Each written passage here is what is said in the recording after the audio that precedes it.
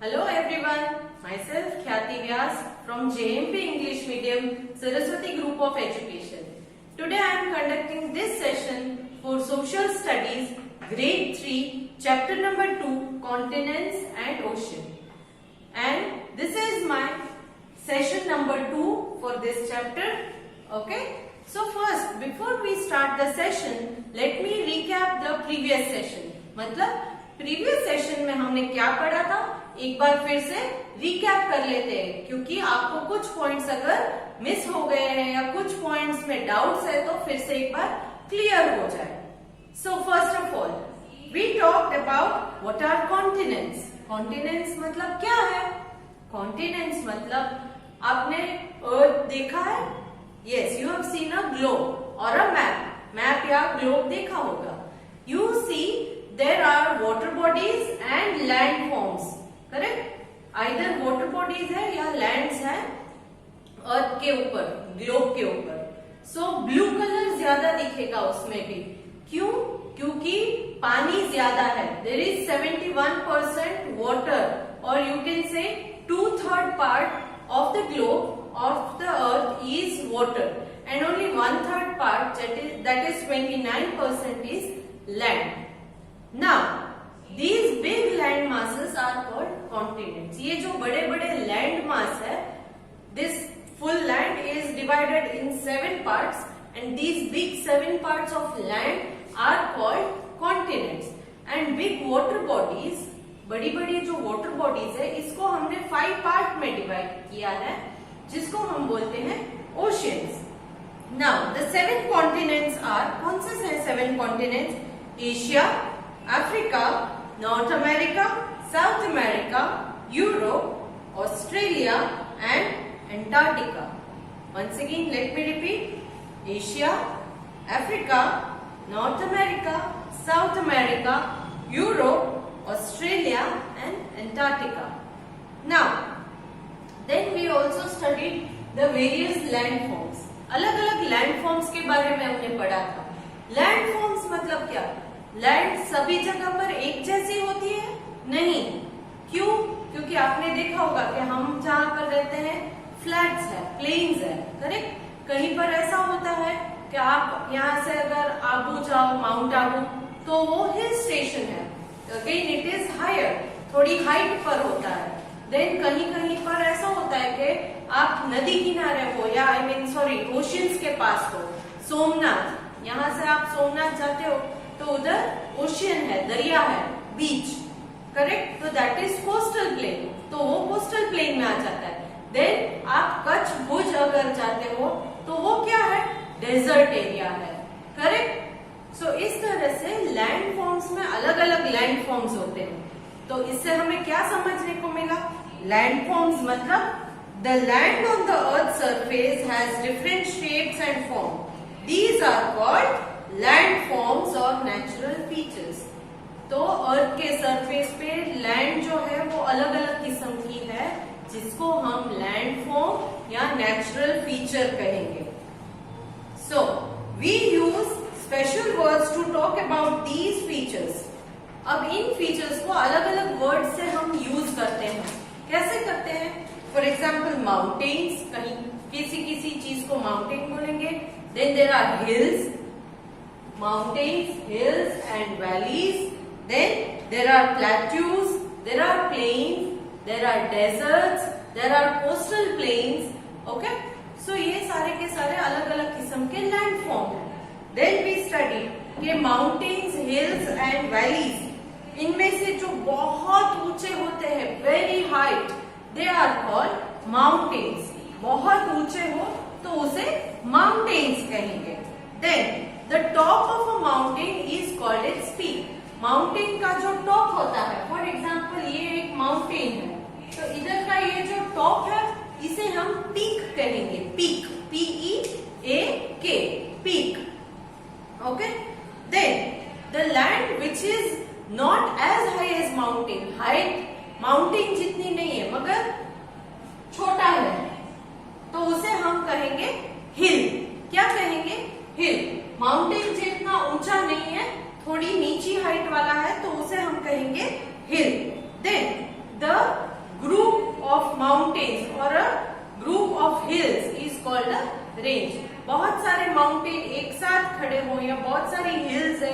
साथ है तो उसे हम रेंज कहेंगे। Then the low land between two mountains और two hills is called a valley. Two mountains या टू हिल्स के बीच में ये जो लो लैंड है तो इस एरिया को हम कहेंगे valley. Okay, so this much was regarding mountains, hills and valleys. Now plateaus and plain. Plateaus मतलब क्या? प्लेट्यूज मतलब कुछ नहीं, हाइट पर है मगर ऊपर जाने के बाद फिर से फ्लैट, फिर नीचे आ जाता है, करेक्ट? तो प्लेन्स में से थोड़ी हाइट पर जाता है, फिर इधर फिर से फ्लैट एरिया है, प्लेन है, फिर नीचे आ जाता है। तो इस ऊपर वाले हिस्से को हम क्या कहेंगे? प्लेट्यू कहेंगे। Large area of highland that are flat on the top. Large area of highland that are flat on the top are called plateaus. They are also known as tablelands. इसे हम plateau या tableland कहेंगे। ये जो ऊपर वाला हिस्सा है उसे, ओके? हाईलैंड है मगर ऊपर से फ्लैट एरिया है तो ये है plateau. Next plane. प्लेन्स मतलब क्या? Plains are large stretch of almost flat land. Plains मतलब बड़े बड़े स्ट्रेच है जो एकदम फ्लैट लैंड के होते हैं तो उसे हम प्लेन्स कहते हैं। They may have been form from the flowing lava. Lava मतलब क्या है? पुराने जमाने में हमारी अर्थ के अंदर मॉल्टन रॉक्स है। मॉल्टन रॉक्स मीन्स मेल्टेड रॉक। जमीन के अंदर एकदम आग है, करेक्ट? गर्मी होती है। शायद आपको साइंस में आता होगा या आगे के स्टैंडर्ड में आएगा, बट अभी के लिए आप ये जान लो कि जमीन के अंदर एकदम गर्म होता है, there is fire like burning thing. तो उसकी वजह से जमीन के अंदर के हिस्से में जो रॉक्स होते हैं वो मेल्ट हो जाते हैं। मेल्ट होने के बाद क्या करते हैं? आप जैसे कुछ भी गर्म होता है, आपके घर में आपने देखा होगा प्रेशर कुकर के अंदर मम्मी कुछ भी गर्म करती है, पकाती है, तो उसमें जब प्रेशर बढ़ जाता है तो सीटी जो है उसकी वो ऊपर होके वो स्मोक निकल जाती है और आवाज आती है विसल की, करेक्ट? उस विसल की आवाज से आप अगर देखोगे तो उधर आजू बाजू में से स्मोक निकलता हुआ, धुआं निकलता हुआ दिखाई देगा। उसी तरह जमीन के अंदर जब ये एकदम प्रेशर बढ़ जाए, एकदम गर्मी बढ़ जाए, तब ये मॉल्टन रॉक क्या है? वो कहीं ना कहीं जहां पर एकदम सॉफ्ट लैंड होती है वहां से ये पहले उसको लैंड को ऊपर की तरफ पुश करेगा, ऊपर ऊपर ऊपर पुश करेगा, फिर वो क्या है? लैंड वहां से ओपन हो जाएगी। ओपन हो जाने के बाद वो लावा, उसे मॉल्टन रॉक को जब वो बाहर निकलता है तो लावा कहते हैं। वो लावा बाहर निकलकर बह जाता है, फ्लैट लैंड में बह जाता है, पानी जैसे बहता है वैसे बह जाता है। So this molten rock which is beneath the earth's surface, when the pressure increases, it just comes out and flows on the surface of earth. That is lava. Okay? When it flows on the earth's surface, it is called lava. It is nothing but molten rock, melted rock है जो अर्थ के surface के अंदर होता है। Okay? And hence the mountains were broken down by the wind and rain. Plains are gradually suitable for growing crops, so they are important for agriculture. ये plains जो है वो crops को grow करने के वजह से बहुत important है। क्यों? क्योंकि यहाँ की land बहुत fertile है। Fertile means good for growing crops. Okay? Good for growing crops होती है plains की land। इस वजह से ये plains are very much important for cultivation of crops. Next, coming to the land near the oceans are known as coast. Oceans मतलब sea के पास या ocean के पास दरिया किनारा जो होता है, they are known as coast. इसे coast कहते हैं। Coastal plains are flat area or land near the sea. Okay? So coastal plain किसे कहते हैं? Flat area या plains है मगर वो बीच के पास मतलब ओशियन के पास या सी के पास होता है तो उसे हम कोस्टल प्लेन कहेंगे।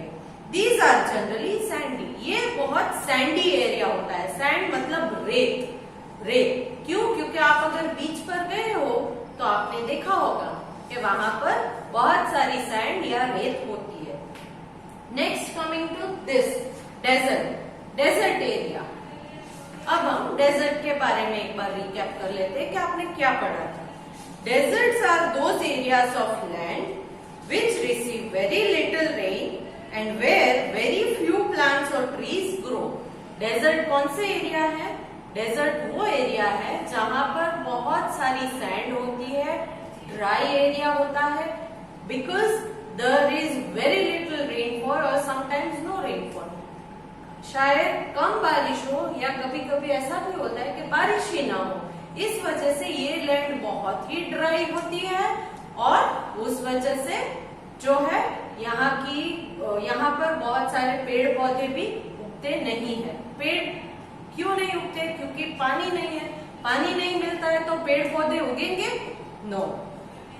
सो Thar desert is the western part of India. Thar desert जो है वो इंडिया के वेस्टर्न पार्ट, मतलब इस तरफ के पार्ट में आता है। This is west side, this is east side. तो इंडिया के वेस्टर्न पार्ट में हमारा गुजरात भी है, वो भी वेस्ट में है, और ये थार डेजर्ट जो है वो भी इंडिया के वेस्टर्न पार्ट में आता है। सम डेजर्ट कैन बी कोल्ड। कुछ डेजर्ट जो है वो कोल्ड डेजर्ट्स होते हैं। सिर्फ हॉट डेजर्ट हो ऐसा जरूरी नहीं है, कोल्ड डेजर्ट्स भी होते हैं। Those areas which are covered by snow throughout the year are cold desert. So nothing can grow there. Cold desert में क्या है कि throughout the year, पूरे साल में वो स्नो से कवर्ड ही रहता है। स्नो मतलब बर्फ। पूरे साल अगर बर्फ से कवर्ड है तो वो कोल्ड डेजर्ट कहलाता है। क्यों? क्योंकि बर्फ से कवर्ड रहेगा तो वहां कोई भी प्लांट या ट्री ग्रो होगा नहीं होगा, करेक्ट? क्योंकि प्लांट या ट्री को ग्रो करने के लिए हमें 3 चीजें सबसे ज्यादा जरूरी है, sunlight, air and water, correct? And tree can be grown only when you put it inside the land और the surface of land by digging the sand. आप रेत को खोद के, खड्डा खोद के उसके अंदर प्लांट को अगर ग्रो करोगे तो वो ग्रो होगा। मगर यहाँ तो पूरा बर्फ या स्नो से कवर्ड होगा तो उसमें उस प्लांट को ग्रो होने की कोई चांसेस नहीं है। Okay, so these areas are called cold deserts. तो इस वजह से इसे कोल्ड डेजर्ट कहते हैं। थार डेजर्ट जो है वो कोल्ड डेजर्ट नहीं है। हमारे राजस्थान में थार डेजर्ट आता है। Okay, so this was my first sessions recap. Now today in this second session we will learn regarding the oceans. Oceans क्या है और 5 oceans के नाम मैंने यहाँ लिखे हैं। The Pacific Ocean, the Atlantic Ocean, the Indian Ocean, the Arctic Ocean, the Southern Ocean. इस लेसन में हम ओशियंस के बारे में ज्यादा डीप में नहीं पढ़ेंगे, बट एक हाइलाइट्स में दूंगी। आपके नेक्स्ट ग्रेड में आप इस चैप्टर्स को फिर से पढ़ेंगे डिटेल में। So let us start today's session. Okay, now starting with oceans. Look at the blue color on the map on the map that you have. आपके पास जो मैप है, कोई भी मैप है, तो उसमें आपने देखा होगा, अगर आपके पास पीडीएफ है टेक्स्ट बुक की तो उसमें आप पेज नंबर 225 में देखोगे कि नीचे राइट हैंड कॉर्नर में you will see a small map and you can see blue colour in that. इसमें 2 कलर्स दिए हैं इस मैप में, एक है ग्रीन कलर और एक है blue colour. Okay, so let me show a map to you. This is not the map exactly which is given in your text book, but I am showing you a map so that it will be easier for you. Okay? Okay, so now in this map you can see green color and blue color. Now green color is water body and green color is land area, blue color is water body. Okay, can you see the picture? Okay, now let us continue with the session. Now these are the large areas on the earth surface covered by water. ये blue color के जो है वो water bodies है जो earth के surface के ऊपर है। They are known as oceans. इन्हें हम oceans कहते हैं। ये blue color के जितने भी water bodies है बड़े बड़े, उसे हम ocean कहेंगे। The smaller area covered by water are known as sea. और बहुत बड़े हैं तो ओशन है, ओशन से थोड़े छोटे हैं तो they are known as sea, तो उसे हम सी कहेंगे। Next, the water in ocean and sea is very salty, so the big area of the water body is known as ocean, a little smaller area is known as a sea. But do you know, have you observed कि ये ocean है या सी है? अगर आप वहां पर गए हो तो आपने शायद नोटिस किया होगा कि इसका पानी खारा होता है, सॉल्टी होता है, correct? So a few oceans are the Pacific Ocean, the Atlantic Ocean, the Indian Ocean, the Arctic Ocean and the Southern Ocean. ये 5 oceans हैं. There are mountains, plains and plateaus under the sea as well. अब ये जो mountains है या plateaus है या plains है, valleys है, ये सी के अंदर भी होते हैं, बट ऊपर से पानी कवर्ड रहने की वजह से आप उसे नहीं देख पाते।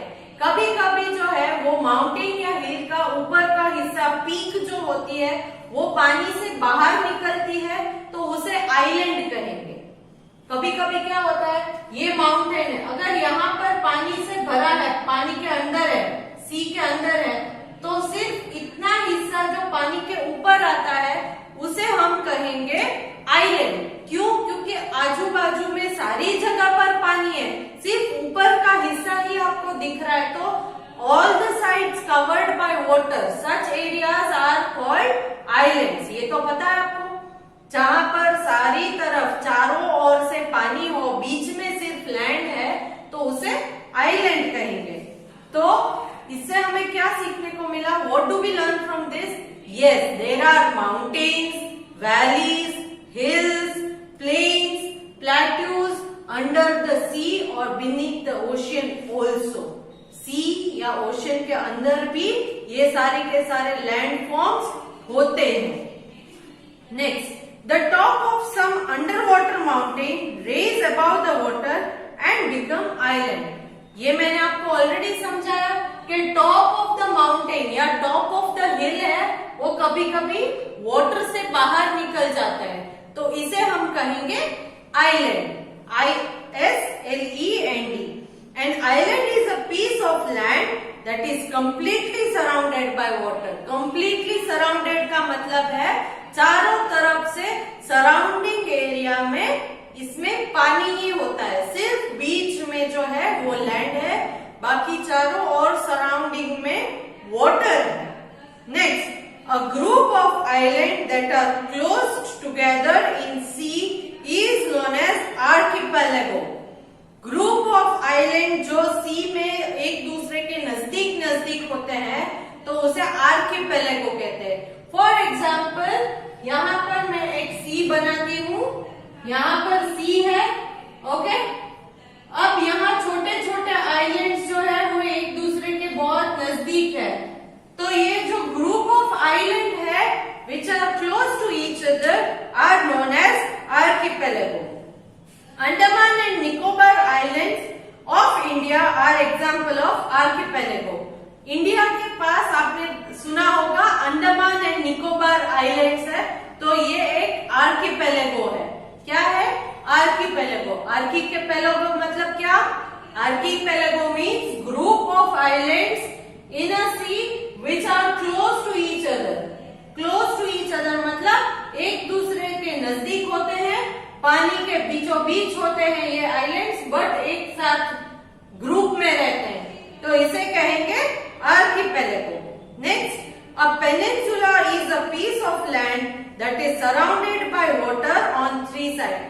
जैसे आइलैंड है तो यहाँ तीनों साइड 1, 2, 3, 4 साइड से वाटर कवर्ड है। ये एक आइलैंड है तो यहाँ चारों तरफ पानी से भरा है, बट हमारा इंडिया जो है वो नीचे सदर्न पार्ट ऑफ इंडिया वो एक पेनिनसुला है। पेनिनसुला का क्या मतलब कि 3 साइड वाटर होते हैं। फॉर एग्जाम्पल अगर मैं यहाँ इंडिया ड्रॉ कर दूं, नीचे वाला हिस्सा, सॉरी इंडिया का नीचे वाला हिस्सा मैंने यहाँ अगर ड्रॉ किया, ओके, तो ये क्या होगा? ये क्या हुआ कि इस तरफ से पानी है, इस तरफ से पानी है और इस तरफ से भी पानी है, बट यहाँ इंडिया पानी से कनेक्टेड नहीं है, वो लैंड से कनेक्टेड है, correct? The northern part of India it is connected with land, but east, west and south India is surrounded by water. So India is known as a peninsula. Now, however, unlike an island, a peninsula is joined to a large piece of land on one side. तो peninsula क्या है? तीन side water है, but one side is connected to a large piece of land. एक side से वो land से connected होता है, सिर्फ तीन साइड water है. Once again, island क्या है? फोर साइड वाटर है, चारों तरफ पानी ही पानी, सिर्फ बीच में लैंड है, तो वो आइलैंड है. पेनिनसुला क्या है?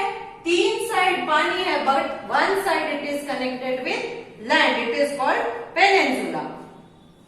The southern part of India is a peninsula. India का जो सदर्न पार्ट है, नीचे का हिस्सा, वो एक पेनिनसुला है.